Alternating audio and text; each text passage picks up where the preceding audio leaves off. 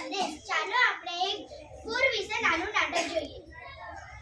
આપણે આજે એક આવા ગામની વાત સાંભળીએ જ્યાં અચાનક ભારે વરસાદથી પૂર આવ્યું છે. અરે રામ, વરસાદ તો બંધ જ નથી થતો, નદીઓ ઉભરાઈ ગઈ છે.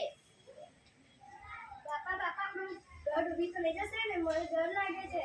ડરશો નહીં બેટા, આપણે સલામત જગ્યાએ જઈએ. ગભરાશો નહીં. સરકાર તરફથી બચાવ ટીમ આવી છે. સૌને સુરક્ષિત સ્થળે લઈ જશે. બધાએ સ્વચ્છ પાણી પીવું અને બીમારીથી બચવા દવા લેવી.